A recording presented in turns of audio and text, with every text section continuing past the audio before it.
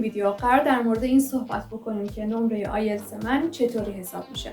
بچه‌ها همونطور که میدونید آیلتس 4 تا بخش داره که تکرار نمی‌کنم. نمره هر بخش به صورت مجزا حساب میشه که من تو این ویدیو به صورت کامل 0 تا سالش رو بهتون میگم و بررسی میکنم. پس اگه آماده این برو بریم. سلام بچه‌ها، خوش اومدین به آیلتس جرنی من فاتیم و شما رو به سومین ویدیو از چنلم دعوت میکنم. خب همونطور که گفتم قرار در مورد طرز حساب شدن نمرات آیلتس با هم دیگه صحبت بکنیم. قبلش 2 تا نکته بهتون میگم، بعد طرز حساب شدن هر کدوم از بخش ها رو بهتون میگم. خب بچه‌ها نمرات آیلتس یعنی اونجوری که نمره داده میشه، یعنی پوان مثبت یا منفی بهتون میدن، در آخر تبدیل به بند میشه. ما 9 تا بند داریم، خب ولی به قول میگن که دیگه از بند 5 پایین تر معمولا حالا دیگه حساب نمی کنم. داریم ما دیگه اونی که از بند 5 پایین تره، حالا بهتره که دیگه نیاد دیگه آیلتس شرکت بکنه. ولی خب ما میانگین رو در نظر میگیریم، 5 5.5 6 6.5 7 7.5 8 8.5 و 9 تو این بازه حساب میشه، یعنی بندمون. و نکته دوم که حائز اهمیت اینه که ما تو بخش ریدینگ و لیسنینگ به ازای مثلا دیدین تو بعضی از آزمون‌ها به ازای 3 تا پاسخ منفی، 1 دونه پاسخ منفی دیگه میاد روش، همچین چیزی نداریم و به ازای هر سوالی که شما پاسخ نمیدید هم بازم نمره منفی تعلق نمیگیره. خب حالا من از لیسنینگ شروع میکنم. همونطور که میبینید تو وایت بورد پشت سرم نوشتم و گفتم حالا یکم خودمونی تر بشیم این دفعه و دیگه زیرنویس نکنم دیگه بچه‌ها. خب بچه‌ها همونطور که گفتم بند 5 تا 9 اینجا رو من نوشتم. تعداد به قولی سوالی که باید درست جواب داده بشه اینجا نوشتم که الان دونه دونه بهتون میگم. اینجا هم که لیسنینگ، امیدوارم که دیده بشه. حالا خب بچه‌ها اگر شما از 40 تا سوال لیسنینگ، اینجا هم بنویسم ما توی لیسنینگ 40 تا سوال داریم و همونطور که تو ویدیو قبلی هم گفتم مال آیلتس آکادمیک و جنرال لیسنینگشون تقریبا هیچ تفاوتی با هم نداره از لحاظ سختی. خب از 40 تا سوال اگر شما به 16 الی 19 تا سوال جواب درست بدید نمره یعنی بند 5 میشید. اگر به 20 الی 22 تا سوال جواب درست بدید 5.5، 23 تا 26 تا جواب درست میشه 6 و 27 تا 29 تاش میشه 6.5، 32 میشه 7، 33 34 میشه 7.5، 35 36 میشه 8، 37 38 میشه 8.5، 39 40 میشه 9. حالا من یکم این ورتر وای میستم که شما بتونید اگر دوست داشتید اسکرین هم بگیرید واسه خودتون نگه دارید. حالا بچه‌ها اینم بر طبق تجربه گفته شده ها، یعنی شاید مثلا چیز زیاد علمی نباشه، ولی خب همونطور که اساتید گفتن و اظهار نظر کردن و بر طبق تجربهشون فهمیدن که مثلا اگر شما به این تعداد سوال جواب درست بدی مثلا بند مثلا میگم 8 میشید. حالا من تخته رو پاک میکنم، یه پاز میزنم و بقیه قسمت ها رو مینویسم. خب بچه ها رسیدیم بخش ریدینگ. قبل اینکه من اینو رو بهتون بگم و توضیح بدم، اینو اولا دوباره تکرار میکنم که بچه ها تو آیلتس آکادمیک و جنرال میزان سخت بودن و کلا تخصصی تر بودن تکست ریدینگ کاملا متفاوته. آیلتس آکادمیک همونطور که تو ویدیوی قبلی هم گفتم تکستش علمی تر، تخصصی تر و به تبع سخت تره. هرچقدر متن علمی تر، سوالا علمی تر و در واقع سخت تر. ولی آیلتس جنرال اینطور نیست و متنش جنراله، به قول یه متن کژواله که حالا زیاد سختی آنچنانی نسبت به آکادمیک نداره و نمیگم سخت نیست، میگم نسبت به آکادمیک یکم آسان تره. برای همین مثلا میگن که اگر شما میخواید که به نمره بالاتری تو ریدینگ جنرال برسید باید به نسبت تعداد سوال بیشتری جواب بدید تا به سطح به قول این آکادمیک برسه. یعنی چون اینجا سوال سخت‌تره به تب مثلا شاید یکی دو تا سوال این آیلتس آکادمیک بشه مثلا یا 3-4 تاش بشه مثلا یه دونه سوال جنرال از میزان سخت بودنش بهتون میگم. و به این خاطر میگن که به تعداد بیشتر اگه جواب بدید مطمئنا به نمره بالاتری هم میرسید، همونطور که بر طبق تجربه هم این نمرات رو گفتن و اینجا مشخصه.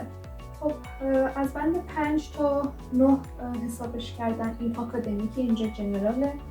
اگه بخواین بند 9 برسید باید از 40 تا سوال، در واقع میدونیم بگیرید این 40 تا سواله، باید از 40 تا سوال آکادمیک حداقل به 39 و 40 تاش جواب درست بدید و تو جنرال هم باید حتما 40 تا درست باشه. دیگه 39 قابل قبول نیست. اگه 39 تا باشه تو آیلتس جنرال میشید 8.5، ولی برای آکادمیک 37 الی 38 تا سوال شما 8.5 میگیرید چون سخت‌تره. اگر توی جنرال به 38 تا سوال جواب درست بدید میشید 8، توی آکادمیک میشه 35-36 تا. حالا بقیه رو هم من این ور وای نیستم تا شما بتونید اسکرین بگیرید. این 15 رو هم درست بکنم. خب میتونید اسکرین بگیرید اگه دوست داشتید. حالا بقیه‌اش هم بگم. برای 7 شما باید 32 تا سوال از آکادمیک درست جواب بدید و توی جنرال میبینید که 34-35 تا.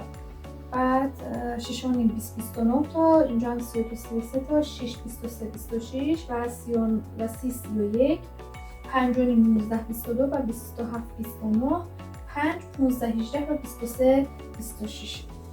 23-26.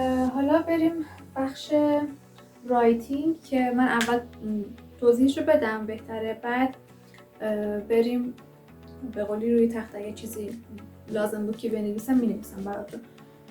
بچه‌ها توی رایتینگ ما همونطور که میدونید 2 تا تسک داریم، تسک 1 و تسک 2. خب این تسک 1 و تسک 2 توسط 2 تا اگزمینر متفاوت حساب میشه. یعنی مثلا یه نفر نیست که بشینه هم به تسک 1 شما نمره بده هم به تسک 2 شما نمره بده، یعنی متفاوته.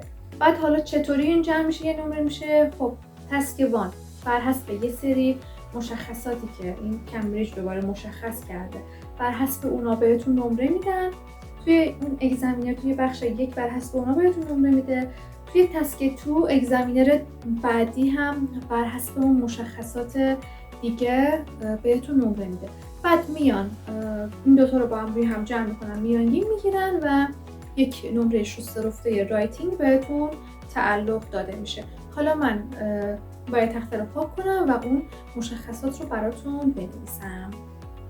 خب بچه‌ها رسیدیم بخش رایتینگ. تو بخش رایتینگ همونطور که گفتم بر اساس یه سری فاکتورها نمره بهتون داده میشه. حالا این فاکتورها تسک 1 و تسک 2، حالا من بهتر می نویسم و اول خواستم اینا رو بنویسم که متوجهش بشید. اولش تسک اچیومنت و تسک ریسپانس. تسک اچیومنت و تسک ریسپانس به این معنیه که شما سوالی که ازتون پرسیده تا چه حدی به اون سوال جواب درست دادید، یعنی تا چه حدی جواب شما پوشاننده مطالبی بود که لازم بود شما بگید.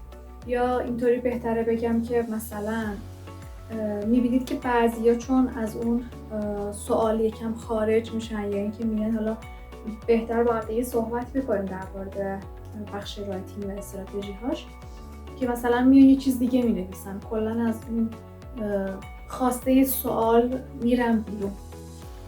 کوهیرنس و کوهیژن. بچه‌ها در مورد کوهیرنس و کوهیژن من یه ویدیو کاملا جدا ضبط میکنم و کامل بهتون توضیح میدم، ولی اگه بخوام خیلی خلاصه بگم در مورد اینه که شما تا چه حد میتونید ایده‌تون رو ترتیب بندی بکنید. مثلا الان داریم در مورد ماژیک صحبت میکنیم، بعد مثلا من بیام به جای اینکه در مورد ماژیک حرف بزنم بیام یه سری چیزای دیگر رو هم قاطی بکنم و معلوم نباشه که چی میگم. ولی اگه این ایده هایی که تو ذهن من ترتیب بندی شده باشه و بتونم در مورد این ماژیک کامل و درست توضیح بدم، این میشه کوهیرنس و کوهیژن من. البته میگم کوهیرنس و کوهیژن یکی نیستن، جدا جدان، ولی حالا من خواستم خیلی ساده بهتون بگم اینکه در مورد ایده پردازیتون، در مورد کانکت کردن سنتنس هاتون و یه سری از این چیزا که حالا میگم بهتون. بعد lexical resources در مورد وکب که شما چقدر توانایی استفاده درست از لغاتی رو که بلدید دارید، مثلا لغات سطح C1 یا C2 یا اینکه حتی بتونید اون لغات سخت رو بتونید درست و بجای استفاده بکنید. و قسمت آخر در مورد grammatical range and accuracy که در کل بهش میگید گرامر.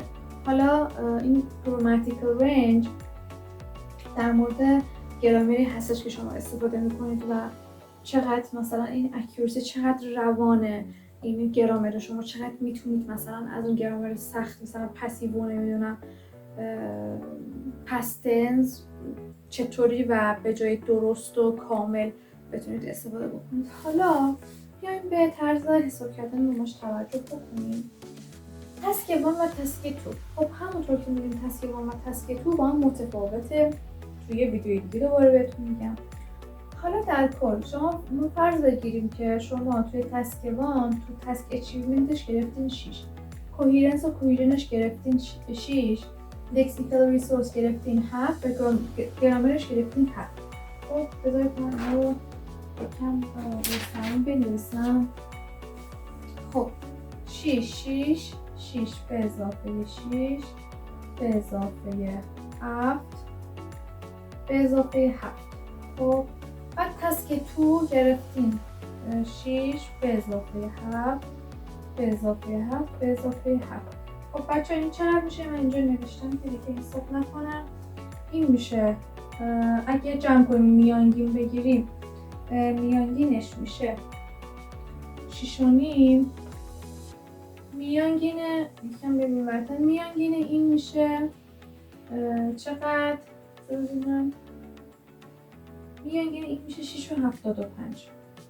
6.75. حالا این گرد میشه 7. این 7 با اینو فرق میکنه. این گرد میشه 7. حالا شما تسک 1 اینو گرفتید، تسک 2 اینو گرفتید. میام با هم دیگه حساب میکنم. حالا چطوری حساب میشه؟ من اینجا رو پاک کنم و بگم.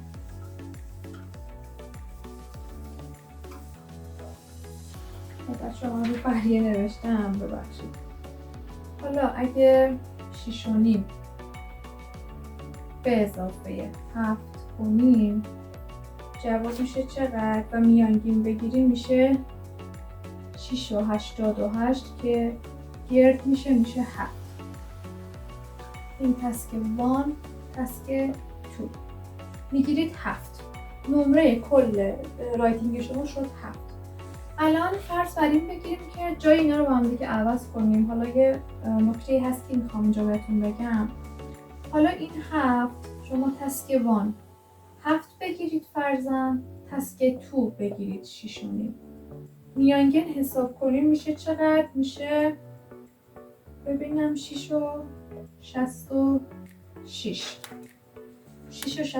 که گردش میکنیم میشه چقدر؟ میشه 6.5. میاد پایین میدونه اینو حذف میکنیم میدیم به این کلا 6.5 میشه دیگه. آره 6.5. نتیجه گیری چی میشه؟ نتیجه میگیریم که تسک 2 خیلی مهمتر از تسک 1. اگه شما بتونید تو تسک 2 نمره بالاتری بگیرید، نمره کل رایتینگتون میشه مثلا زیاد میشه. ولی اگه شما بیاین تسک 2 مثلا بگیرید 6.5 کمتر بگیرید نسبت به تسک 1، نمره کل ریدینگ رایتینگ آیلتستون هم به تبع کاهش پیدا میکنه. ولی اینجا دیدیم که تسک 2 چون نمرش بالا بود، نمره کل رایتینگ هم شد 7. حالا در مورد اسپیکینگ هم بازم بر طبق 4 تا بخش و 4 تا مشخص تصمیم گیری میشه و برای هر بخش به صورت مجزا نمره داده میشه. دقیقاً پاک کردم مثل همینی که نوشته بودم کوهیرنس و کوهیژن، لکسیکال و چیزی که حائز اهمیت پرونانسیشن و گرامره. اینکه شما به قولی درست تلفظ بکنید کلمه رو بچه اینجا اکسنت مهم نیست، در مورد اسپیکینگ مثلا در مورد پرونانسیشنش میگم. اصلا هیچ بحث و هیچ نمره‌ای به اکسنت شما نمیدن. اینکه مثلا بعضیا میگن بریتیش حرف بزنیم، آمریکن حرف بزنیم، نه اصلا اینطور نیست و فقط به تلفظ شما نمره داده میشه. و در مورد لغتتون باز هم به طرز استفاده صحیح شما در مورد اون نمره، در مورد اون تاپیکی که حرف میزنید نمره داده میشه. مثلا بچه سعی نکنید، حالا من تو ویدیوهای بعدی خیلی خوب و بازتر در مورد اینا صحبت میکنم، ولی در کل اگه بخوام خلاصه بگم اینه که سعی نکنید خیلی لغات سخت و اینا حفظ بشید که مثلا نمره بالاتری بگیرید، چون یه جورایی میدونید اون لغات سخت رو استفاده کردن آخه باید درست استفاده بکنید، بدونید که جایگاه این کلمه کجاست. و موضوع بعدی این که اگه شما حفظ کنید حتما اگزمینر میفهمه که شما حفظ کردید و بیاد یه سوال دیگه در مورد اون لغت یا اون کلمه بپرسه، مطمئنا میمونید، چون اونا کامل متوجهن که شما حفظ کردید یا اینکه واقعا دارید صحبت میکنید. در مورد گرامر بچه‌ها سعی بکنید که در مورد گرامرتون خیلی کار بکنید، حالا بازم میگم. و در مورد کوهیرنس و کوهیژنش که تسکیه تو یه به قولی تاپیکی که بهتون میگن که 2 دقیقه در مورد این صحبت بکنید، سعی کنید اون فلولنس ایده هاتون و ایده هاتون خیلی خوب و مرتب باشه و بتونید واقعا به صورت ترتیب بندی شده صحبت بکنید و جمله هاتون رو به هم دیگه ربط بدید. تا حالا استراتژی خاص خودش رو داره که بازم ما صحبت خواهیم کرد. بچه‌ها اگه این ویدیو براتون مفید بود حتما لایک کنید و کانال من هم سابسکرایب کنید. ببخشید من الان تقریبا نصف شبه که دارم این ویدیو رو ضبط کنم و یکم خستم، به این خاطر انشالله که ویدیوهای بعدیمون در دیگه اون قسمت بیگنرمون تقریبا داره تموم میشه که هر چیزی که نیاز بود یه زبان آموز در مورد همون اول راه اینا رو بدونه من گفتم، و اگه چیزی لازم باشه دوباره میگم و یه سری منابع معرفی میکنم تو ویدیوهای بعدی و بعدش میریم سراغ تک به تک پارت های آیلتس و با هم دیگه گپ میزنیم. مرسی تو این ویدیو همراه من بودید. فعلا.